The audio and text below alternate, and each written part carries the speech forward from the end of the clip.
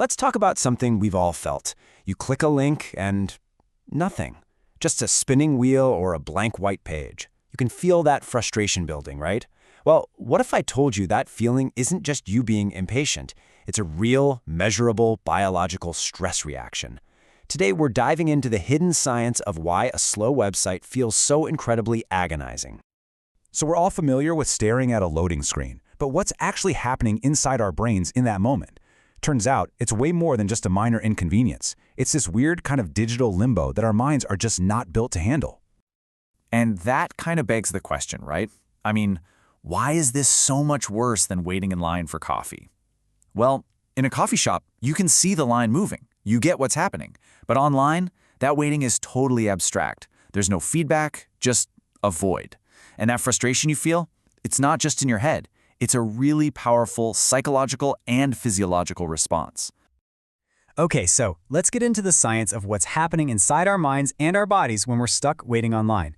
This is where it gets really, really interesting. This brings us to a concept called perceived waiting time. It's a fascinating thing. When you're online, your internal clock gets all warped. Research actually shows that a delay feels about 36% longer than it really is.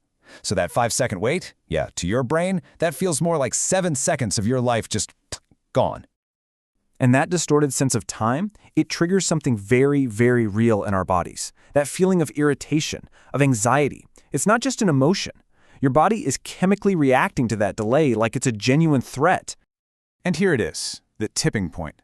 It takes just 3 seconds. That's it. After only 3 seconds of waiting for a page to load, your body starts pumping out cortisol. That's the exact same hormone tied to your fight-or-flight stress response. Think about that. Your website could be literally, chemically stressing people out. So that physical stress response has a very clear breaking point. It's that moment where the subconscious frustration boils over and becomes a conscious decision, I'm out of here. This is what we call the 3-second cliff. And this chart shows that cliff perfectly. Just look at the bars. After 1 second, you lose 7% of your visitors. Okay, at 2 seconds, that number quadruples to 28%. But the second you cross that 3-second stress threshold, boom, it explodes. Over half of your potential audience is just gone. So let that sink in. By the time that cortisol stress reaction fully kicks in, at that 3-second mark, you've already lost more than half of your entire mobile audience. They clicked, they waited, and they were gone before you ever even had a chance to say hello. But you know, a single person leaving your site is just the beginning of the story.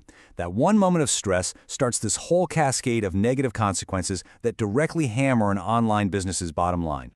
For every single second of delay, businesses see this predictable and, frankly, painful drop in conversions. That's the number of people who actually do what you want them to do, like buy something. And you'll notice the penalty is way worse on mobile, where our patience is apparently even thinner. And that tiny little delay, it translates into some absolutely staggering financial losses. For just an average mid-sized e-commerce site, 1 extra second of load time can cost them $2.5 million a year. It's a direct, unbreakable link between milliseconds and millions. And it gets worse. Beyond the sales you're losing from people already on your site, being slow makes you invisible to new ones. Google uses site speed, what they call core web vitals, as a direct ranking factor.